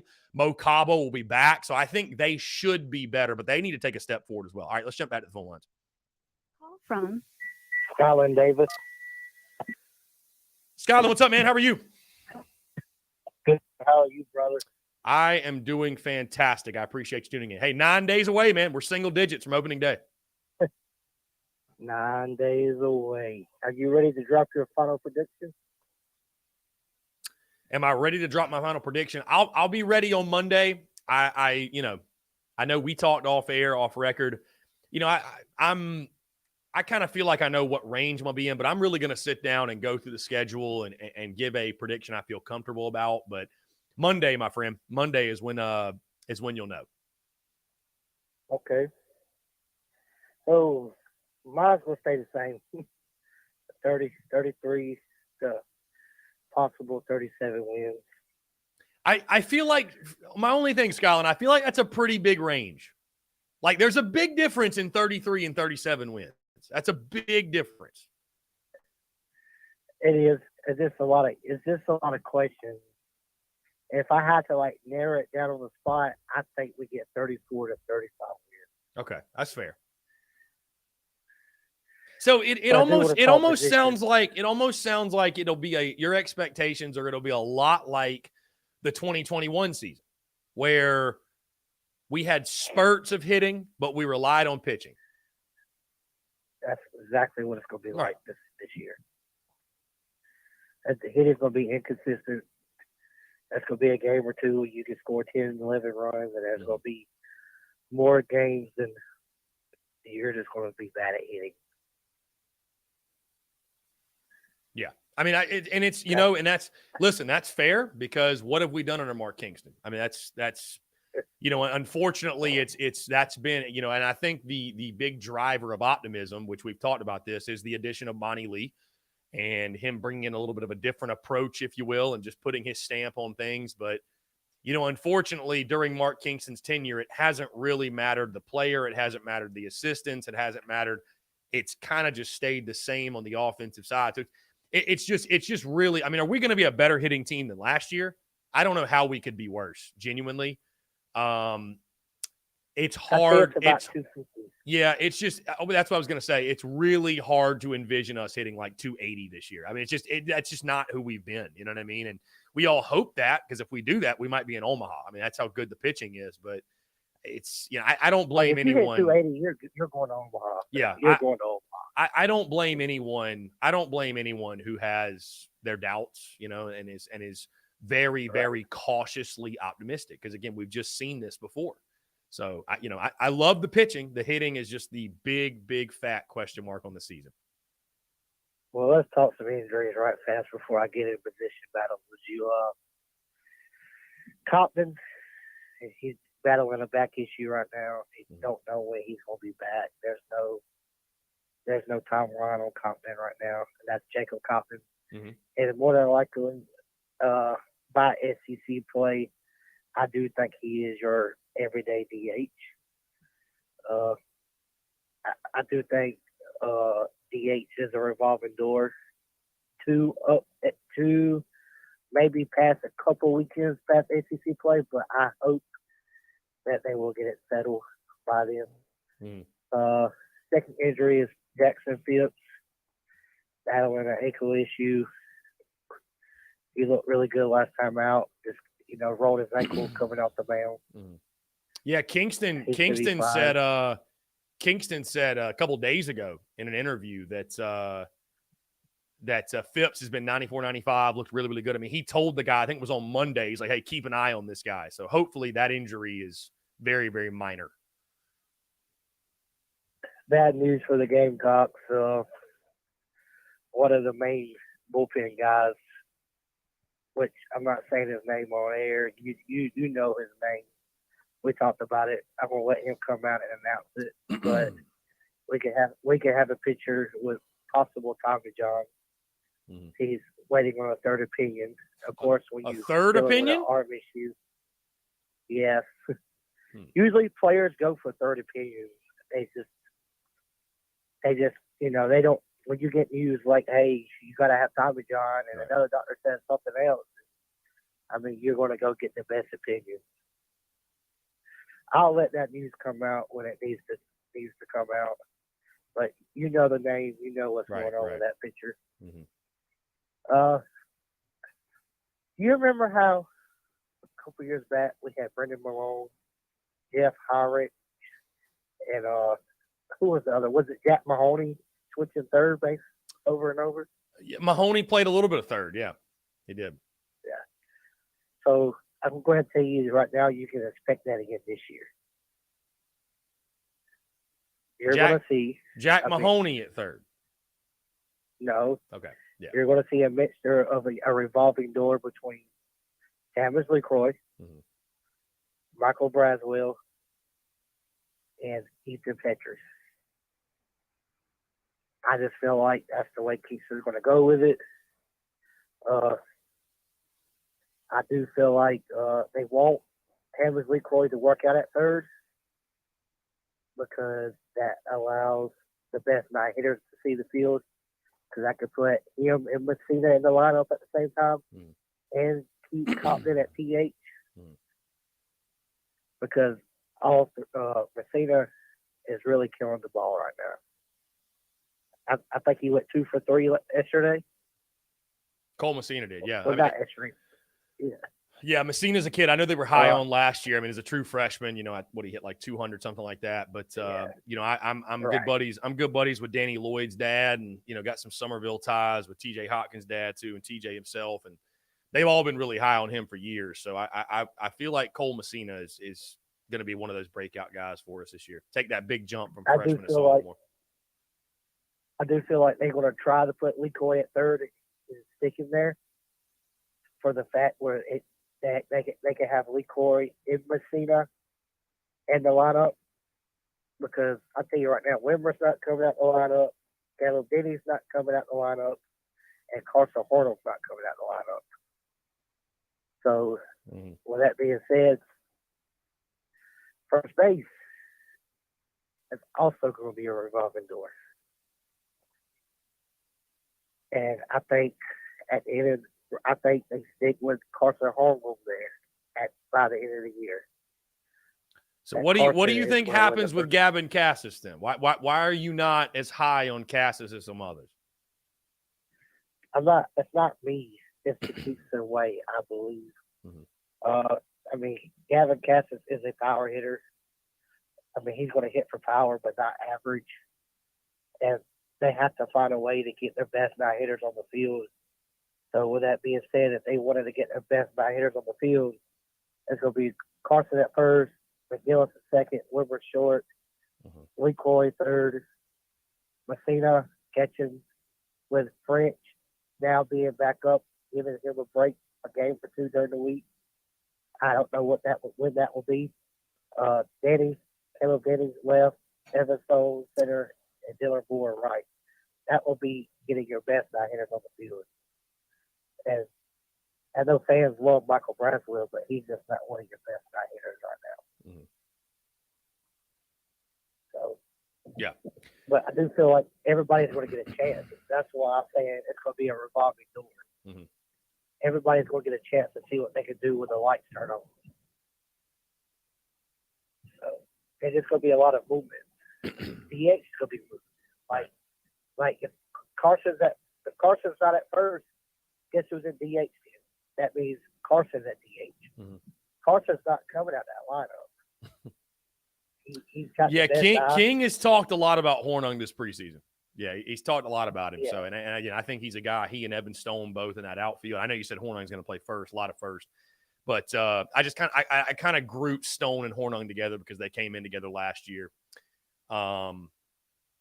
So, but no, yeah, I'm excited for those guys. I mean, I think third base will be interesting. You know, we talked about it on Monday, and it's so funny you talking about the whole shuffling guys in and out, because that's probably the one thing I don't want to see. I mean, I understand early on, non-conference, midweeks, you try different guys and give them opportunities, but you know, we all saw in 2021 what happened, right? Between who was the other guy? It was Malone, Heinrich, and who was it? Michael. What was his last name? What was his last? What was the other guy? What was his last name? Whatever. Anyways, you platoon those three guys, and none of them could ever get in a group. And they all three transferred. And we saw what Brennan Malone did. So, you know, I'm not saying just stick with a guy. You know, if he's hitting 200, I'm not saying try different guys, but it's not like you got to allow guys to get into a groove, get into a rhythm. You know, again, I'm good buddies with Brennan Malone's dad. He would tell me that, you know, Brennan could never get in a groove because he just didn't know if he'd be in the lineup. It just having to worry about that along with trying to hit SEC pitching. It just you need to find your guy and give him a chance. I think that will be, you know, I know you and I talked, that is going to be Michael Braswell, opening day third baseman. I feel like he's going to get the first opportunity to, you know, cling on to that job and keep that job and win that job. And I think we all hope he does win that job because he was a spark plug for this ball club a season ago. You know, I'd love to see Brazzy win it because, again, I just watching him last year, you know, I thought, you know, when he made plays, this ball club again, it injected an energy that we did not have otherwise. So, you know, if the stick is there, I mean, listen, the bottom line is this: you want to get the best nine hitters in the lineup. That's what it comes down to. That's what it comes down to. So, you know, I think Braswell will get that first crack at it. So with Compton's hurt right now, Cassis is going to start at first, and Carson's going to play DH. But when Compton comes back, and if he hits the ball in practice, and when he gets his opportunities in games, and he does hit the ball, and if he hits the ball better than Gavin, that's where you're going to see Carson go to first and Compton go to DH. So I think it depends on how good Compton is going to be swinging the bat, of if Carson plays first or not. Right. Well, you need those transfers to pan out, man. I mean, that's you know, if what will spell success in the lineup, you need those new transfer bats to pan out. Bottom line. We've seen it too Just often don't be again. surprised If what? just don't be surprised if there is when there is for Bobby Dorr at third, first, and DH. And how long does it last? I don't Yeah. know. It might last all season because it lasted all season at third with Malone in him. So it could last all season here. Do you not feel like Cassis is going to get the first, like your opening day lineup? Do you not feel like Cassis is going to get My the opening first day lineup, opportunity? Yeah. Yeah. I'm waiting off with Cargo at DH. Yeah. I mean, and again, from there, like I said, from there, it will be your best 9 hitters. Like the bottom line. I think Cassis, again, I think he's going to get that first opportunity, and they seem to be. I mean, dude. Here's the thing. I hear what you're saying. Mark Kingston literally went on record like 2 weeks ago and said that Gavin Cassis has been our best hitter since he got on campus. How is that guy not in the lineup? There's no way he's not in the lineup. I think you're up to the lineup right now. It'll be Harbaugh, McGillis, Wimmer, Cassis, Denny, Brewer, Braswell, LaCroix, and Stone. That's going to be your opening day starter. But can they hold on to the job? Mm-hmm. Indeed. Yeah, that sounds about right. Skyland, man, I appreciate. Yeah, go ahead. My bad. No, you can see, if you watch these lineup drops during scrimmages, the Garnet team has been mainly starters, and Carson's been running with the Garnet team at third base, and so has LaCroix's been running with the Garnet team at third base. Right. So it just makes you wonder. Well, like I told you, man, I'll give my projected starting lineup on Monday, and we can debate it and we can go through it. And I mean, it's like I told you, though. It's like I told you that the funny part about it, the fun part about it, if you will, is we're spending all this time. We'll project lineups. We'll project this. We'll project that. The lineup 30 games in is probably going to look a lot different than that opening day lineup. Most likely. Maybe not completely. There's a couple of guys that'll play every game, but I mean, it's just inevitable, man. Guys get hot, guys get cold, and you've just got too much depth and too much talent to roll out the same guys. To roll out the same guys, not give other guys opportunities. I agree with it. That's why I say it's going to be a revolving door, because they're going to try to find their best 9 gamers. Some people are just gamers. Some people just can't do it in practice. It's like, I feel like Will Sanders, he's a gamer. When in practice, he's okay, but when the lights turn on, I feel like he's a gamer, and there's something about the light, it hits him. He's just in the zone. Right. I just feel that way about some people, and some people will get their chance to prove it, and everybody's going to get an equal chance. It's not going to be a set 9 unless you're short, second, left field, center, and right. Everybody else, you're going to get a fair shot to win the job. Indeed. Skyland, can't wait, man. I know we'll be talking a lot of baseball leading up to next Friday and beyond, but really, really excited for it, man. Next weekend, guys, it's going to be 60 Friday and the 40 Saturday and Sunday. So if you want to have a pretty day of baseball, into the ballpark Friday and make some noise for the Archive. Indeed. Skyland, you're the man. I appreciate it. Later. Thanks so much, man. Take care. Great stuff from Skyland Davis. Love to hear Skyland's passion for the Yardcocks and baseball. We all love it and looking forward to it. 9 days away we sit from opening day. Guys, we're going to jump into another break. On the other side, I want to continue to hear from you. More of your questions, comments, calls, and more. You're tuned in to the Daily Crow.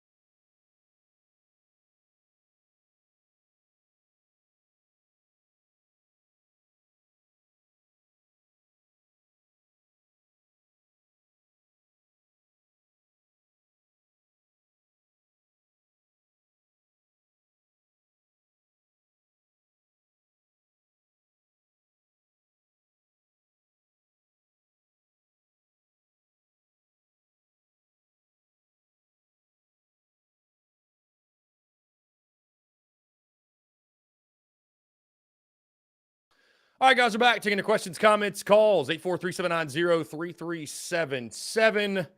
That is 843-790-3377 here on this Wednesday, February the 8th, 2023. You know, I want to give a quick shout out to everybody tuned in today. Truly appreciate your love, your support. Also, Gamecock fan, a.k.a. Cinderella, and Dak Gaming 11, better known as Dakota Lee Centerfight, who's actually a B-team baseball coach at Horse Creek Academy for the Stallions. Great representative for them. So I appreciate those guys tuned in, giving us the engagement and the yucks here on this Wednesday. The beauty is truly in the banter, ladies and gentlemen. Luke Archase's play Sandstorm. I hear you. Anyways, guys, we sit just 9 days away from opening day. And I wondered the same. What do our pitchers do in the preseason to where, it seems like injuries. Tale as old as time, right, with the injuries. I don't really understand. It hasn't hit us too hard, the Roman Kimball thing. Unfortunate, but hey, it happens, right? You throw 98 miles an hour or whatever he does, it's bound to happen. With the news that Skylen, and I've talked to him about this, I think the pitcher he's referring to, I won't say the name either. He's getting a second opinion. It's not one of our big guys. It's not one of our big guys. He was going to play a significant role, but it's not truly one of our bigger guys. It's but a guy that could have helped us. So that news will come out soon. But it's not like it's Will Sanders. It's not somebody in the weekend rotations. I don't want to scare anybody. I don't want people to be like, oh my God, be panicking. Who is it? But you just hope. After last year, I think we're all a little bit sensitive. To the injuries and what took place. You know, you had so many guys that were out last year, so many guys that, could have made an impact for you. And that was one of the big reasons why. I mean, listen, injury is not an excuse, but 27 and 28, a lot of it happened because you had 6, 7, 8 pitchers out, something like that. I mean, you were forcing guys into positions that they could not flourish or they were not ready to flourish in. So either way, you hope to not see. I feel like I get PTSD when I hear that somebody is out with an injury or going down for the season or what have you. And anyway, so 843-790-3377. That's 843-790-3377 here on this Wednesday, February the 8th, 2023. DGD, what's up, man? How's everything in the world of the Georgia Bulldogs? So, appreciate you. Actually, guys, I was mistaken earlier because Cinderella just commented. Gamecock fan is actually Gamecock Dave because he tried to call into the show the other day, which I would have taken the call, but it was at the end of the show when the show went off. It was at 2:01, so we were already off the line. Anyways, appreciate the engagement. Appreciate everybody tuned in. Again, really, really excited to chat today. Podcast will drop tomorrow. Our final position unit preview. We will talk Gamecocks outfielders going in the 2023 season. We'll wrap that up. We'll also touch on a little bit of basketball. We got a great conversation, by the way, too, on the show. Dimitri Cordes of 11.7, the College Baseball Podcast. Those guys do a fantastic job. And, it's one of those things when I find people that really, truly, genuinely do love college baseball. I enjoy those conversations because, not everybody does. So I had a great time chatting with him. We'll probably have Ben Upton of 11.7 as well. He is the co-host, and we've had Ben on a couple of times. Had never had the opportunity, though, to chat with Dimitri, so I appreciate him taking the time. And those guys rock with TSUS and what we do, and it was fun talking Yardcocks, talking SEC, everything in between. And they're somewhat pretty high. On the Yardcocks and what the Gamecocks are going to be capable of doing this season. All right, let's go ahead and jump to the phone lines here. Call from Robbie Davis, Zaxby's Hall of Famer. Tick. Robbie, what's up, my friend? How are you? I'm doing pretty good over here in the Somerville area or Moncks Corner area, whatever I want to call it. I don't know. How you liking today. Somerville versus Orangeburg? Bro, it is much better over here in the Somerville, Moncks Corner area. Trust me. And I ain't got nothing against Orangeburg. It's better. Better environment. Safer for me to walk. Yeah. Love that. Glad to hear it's going well, my friend. And I just want to give my 10 cents with what I thought about last night. Yeah. Okay. I'll try to make it very brief, as brief as possible. Mhm. But I definitely noticed some very good signs from last night, because outside of the last 4 minutes of the game last night, we played about as good a basketball that we've played all season. Mhm.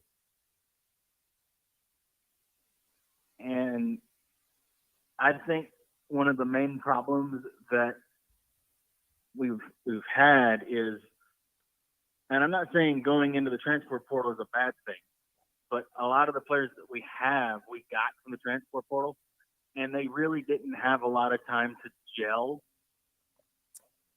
And with a basketball team, you've got to have at least five starters that play very well with each other. Mhm. And right now, I mean, they've had flashes where they've played well with each other, but they haven't had enough, like a long enough time to really gel, if you know what I mean.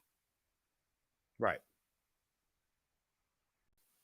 And I was shocked that Hayden Brown played as well as he did, Mhm. because 19 points. the last, it's 19 Solid points. game. Yeah. I mean, he's, and I'm not saying, like I said, I'm not saying he's a bad player, right? It's just he's undersized right now, and we just don't have the size. I think the tallest big man we have right now is Gray, I think. Mhm. I don't know how tall the other. I think so. I think you're right. I mean, as far as I know, he's the tallest. Gray's the tallest guy we got, and the guy that has probably the most experience playing in the SEC, because he came from LSU. Mhm. And I think, and like, just like you, kudos to Lamont Paris for showing GT that we're gonna do things my way, or your butt is grass. Okay, like like I'm the coach. Do things my way. We handle things in the building, and that's that. We don't take it outside of the building. If we got some issues to hash out, Mhm. we don't make it public. So kudos to Lamont Paris for doing that. And all I want to see, and I'm switching to baseball here. I just want Robbie, you go and I ahead. know I got to finish. I'm letting you run wild, Robbie. Yeah, you're the world is your oyster, my guy. Have at it. I just, as far as the baseball team goes, I just want to see consistency, good consistency. Mhm. When the timing is when it's time to step up, and there's runners on, get them in. Okay, I want to see consistent pitching, and like I said, timely hitting. And whenever the time represents itself, if the opposing pitcher gives you a good one, cream the hell out of it. Send it to the moon. I don't care. Mhm. To the moon, indeed. To the moon, indeed. Let's keep the mantra going. Let's keep the mantra going. And I think I really think that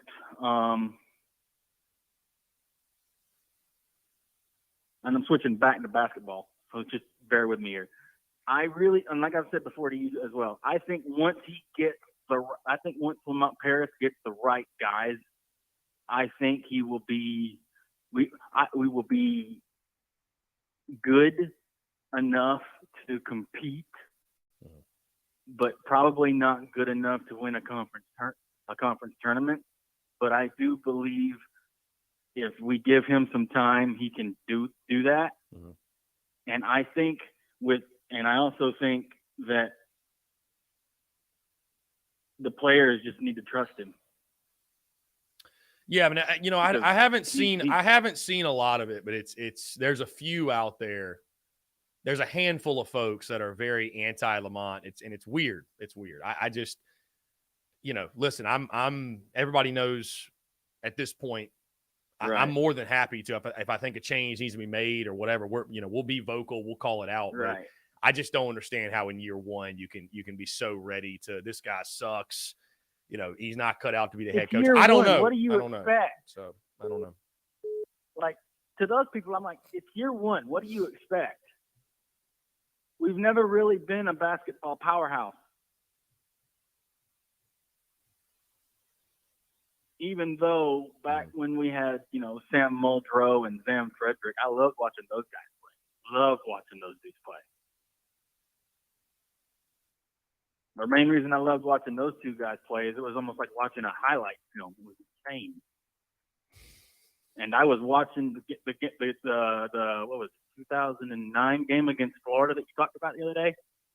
I was watching that at my house with my brother who was about to leave and go to college.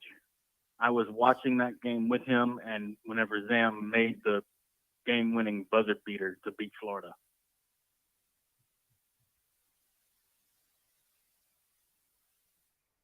You said you were at that game? No, I was in my brother's bedroom watching with him in Okay. his bedroom. Gotcha. It was like a couple of weeks before. I think it was a couple of months before he left to go to college. Okay. I can't quite remember. Cool. But and like here's the thing. Here's what gets me about these Frank Martin holdovers. Okay, listen. He was our coach for 10 years. 10 years. Right. And we only went to one NCAA tournament, made to the Final Four, and that was it. Okay?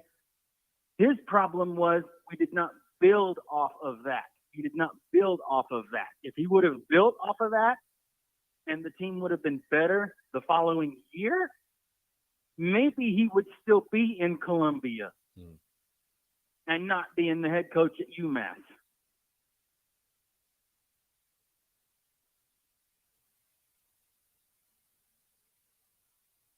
Am I right or am I wrong?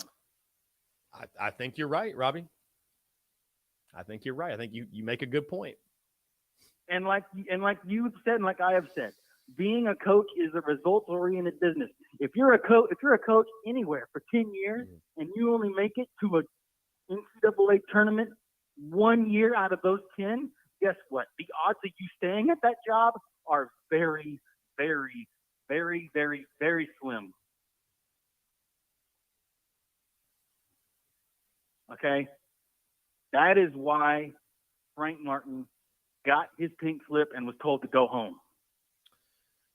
Right. And at some point it's, I know it's year one in Lamont, so it's obviously there's going to be comparison between the two coaches anytime that happens when you're year one of a new coach. At some point people just got to get over it. So we're in the Lamont Paris era now. I mean, not only did Frank Martin get relieved of his duties, not only is he not here anymore, but Frank Martin felt pretty comfortable in basically saying fuck you to USC on his way out. So, I wouldn't want him back if he even wanted to come back. So we're fully in this Lamont Paris thing, and we'll see what happens. But it is what it is, and it played out the way it did. And I'm excited to see what Lamont can do a couple years in when he gets when he gets his guys in. And we all knew this roster this year was going to be completely makeshift, even with GG Jackson. And if you get GG Jackson, get him to the point he's a lottery pick, you sell that in recruiting, you get better players, and you go from there. And we'll just kind of see what happens. Yeah. And last thing, then I'll get out of here. I'm pulling for the Eagles on Sunday, by the way. I'm pulling for the Eagles. Thank you for letting us know. Yeah, I'm pulling for the Eagles. I was curious who you were pulling for.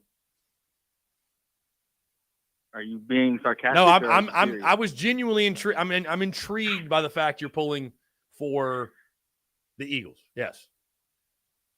Okay, so I'm pulling for the Eagles. Okay. And honestly, if the Bengals would have won, I would have pulled for the Bengals because my pawpaw, who passed away last year, he played semi-pro football, and the team that he was connected with was the Cincinnati Bengals. So if the Cincinnati Bengals would have won, I probably would have been pulling for the Cincinnati Bengals if they would have been playing in the Super Bowl. Okay. Gotcha. So you're going But Eagles. I'm pulling for the Eagles. Okay. I'm going Eagles. I will. If you want it, I'll give you my prediction on Friday. Robbie, I'd love it. I'd love your prediction. I'd love your prediction. Yes. I need to know. Okay. I'll okay. I'll give you my prediction on Friday. I'll definitely do that. And you're not going to be going live on what? The days you're not going live next week. No TDC Monday, Tuesday, Wednesday. I will be on the ski slopes. Monday, Tuesday, and Wednesday. Got it. Okay. Yeah, I will be on the ski slopes. Yes, I will be out of town. So Well, don't hurt yourself. I'll do my best, man. I'll do my best. Try not to hurt yourself. But I'm gonna go ahead and get out of here. 9 more days till baseball season. Can't wait. Go Gamecocks, and so heck with Clemson. Stick with growing groceries. That's all y'all are good at. I love it. Robbie, poetic All as right, always, buddy. my friend. I appreciate you. Have a great rest of your day. We'll talk soon. You too, buddy. Thank you. Bye-bye. All right, brother. Take care. Great stuff. Robbie Davis, the legend, as always. We have not had a Rebecca call in a while, have we? I don't know. I hope Rebecca's all right. Guys, we'll jump into one final break. On the other side, more of your questions, comments, calls, and more. You're tuned in to the Daily Crow.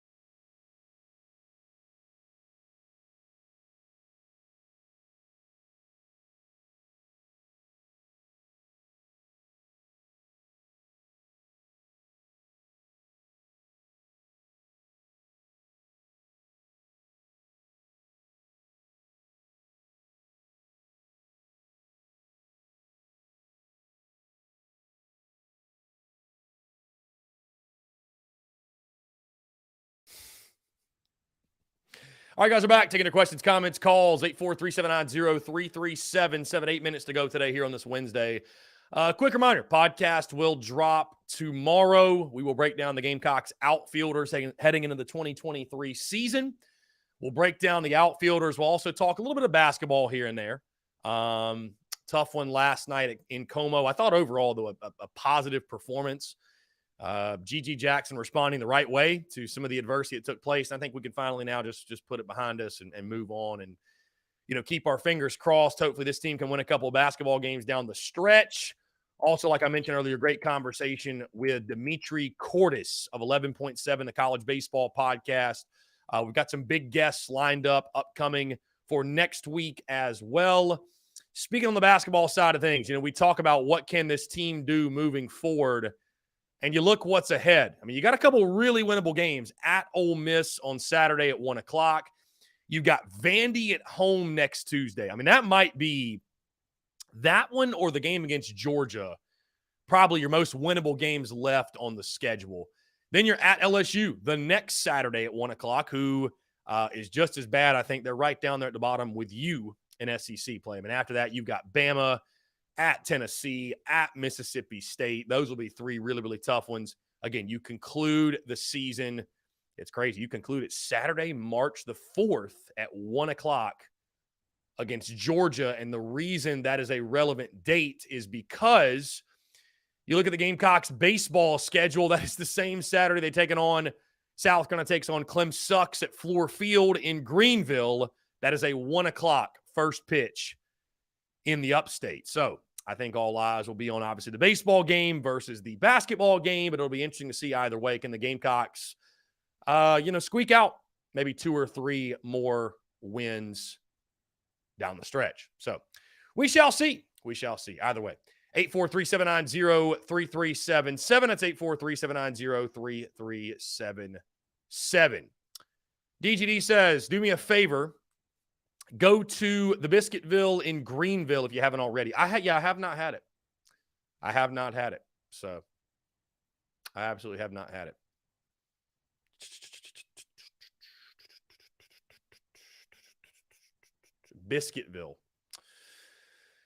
Biscuitville in Greenville. Yeah, John Edward, 11.7 does have a Twitter. They do have a Twitter. 11, let me see. Let me make sure I tell you guys. Yeah. At 11 points, P-O-I-N-T spelled out 7. 11, the number 11, points spelled out 7. 11.7. And again, when we drop the combo tomorrow, I will tag them all across the board so you will see it all over our social media. Again, really big fan of those guys. Dakota and not Dakota, but Dimitri and Ben both do a really, really good job. I appreciate them. And again, love talking with guys that like talking college baseball and, really, really excited for you guys to hear the conversation. So again, appreciate y'all. I'm still working on the details with the spring tour with Carolina Ale House. We will go across the state. with Carolina Ale House everywhere from downtown Greenville, Woodruff Road, Fort Mill, Myrtle Beach, Somerville, and of course, Columbia and Harbison. The only location we will not touch this time is Augusta. The fine folks over at Carolina Ale House did not want to slide down to Augusta. So all my CSRA Gamecocks, I do apologize for that. But either way, looking forward to the tour. I think we're going to start that in late March, and we'll run through the month of April. Not exactly sure, guys, speaking on that time of year, what our spring game plans are, but you all will know when we get to that point. We're also probably going to be throwing some watch parties for the women's basketball SEC tournament and the NCAA tournament. Really excited. The SEC tournament is in Greenville this year at Bon Secours. And then the NCAA tournament, I believe it is the Sweet 16 Elite 8 round. That is also at Bon Secours. So there will be a lot of basketball in Greenville. So be a lot of basketball in Greenville. And no, the reason we're not going to Augusta, again, it's very heavy Georgia Bulldogs country. We had a decent crowd there, but, I was excited to go back. But Ale House just told us, hey, it's not one of our top revenue-driving locations. No need for you to go there. So, and yeah, it's really heavy Georgia Bulldog country. So, I think we could have gone back and drawn a pretty good crowd. We did last time. Like I said, we sold a good bit of merch. But, all good. I mean, whatever they want to do, I'm good with it. So we'll be going to 6 of 7 locations across the state and looking forward to it. Really, really excited. we are we are working on a golf tournament in the CSRA. You know, I teased this yesterday. The first ever TSUS golf tournament will be coming probably this summer, probably in Aiken. I think Aiken is where I want to go. We will bring it to the CSRA.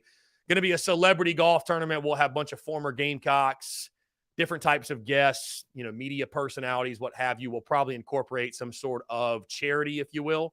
We'll have some sort of charity, and we'll go from there. But going to be a really, really good time. We'll get you guys details on that really, really soon, and looking forward to it. So exciting thing, very exciting thing, no doubt.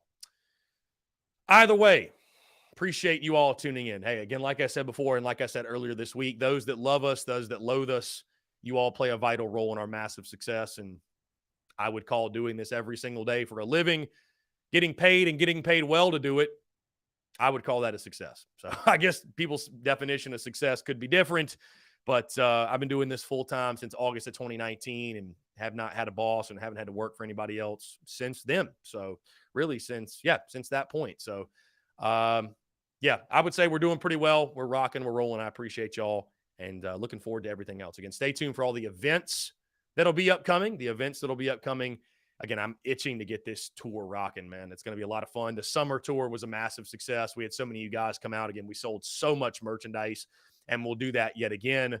But appreciate Carolina Ale House, too. By the way, on that note, I almost forgot, big-time giveaway later today. If you are on Instagram, which I know most of you are, we are giving away a pair of tickets. They're general admission, but still a pair of tickets for the South Carolina LSU women's basketball game that will take place this Sunday. If you want to be eligible, go like the post, go follow a Carolina Ale House page. You can follow literally any of them, right? And tag 3 friends. You do that, we're going to select the winner at 5 o'clock. Again, we're going to give away a pair of tickets to that game. That is the hot ticket. I think I saw something this morning. I think it was Mike Yuva that had said that, nosebleeds are going for like $60 and 7 rows from the court are going for like, a couple $100. So it's a very hot ticket, 1 versus 3. Both teams will most likely be undefeated as long as LSU holds up their end of the bargain. I think the Gamecocks will be fine. They've got Auburn tomorrow night on the road. Should not be a big deal, but that's going to be a massive, massive game at the CLA. Absolutely cannot wait. So again, 5 o'clock, we're giving away those pair of tickets on Instagram. Really, really excited. And that'll really be the first of ticket giveaways we do and give them back to you guys. So that being said, we've hit 2 o'clock. Hey, thank y'all so much for tuning in. I appreciate it. Again, those in the comments, thank you. I really do hope to see y'all here again tomorrow. The beauty's in the banter, my friends. All right, y'all take care. Appreciate it. Have a great rest of your Wednesday. We will talk to you all tomorrow.